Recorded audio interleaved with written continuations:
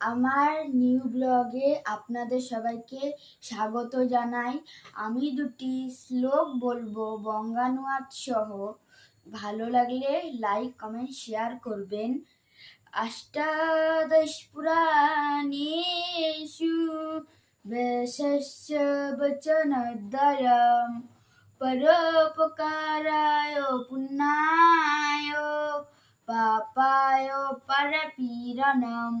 18খানি পুরাণে ব্যাসদেবের দুটি সার কথা হলো পরোপকার করাই পুণ্য ও অন্যকে কষ্ট দেওয়া পাপ।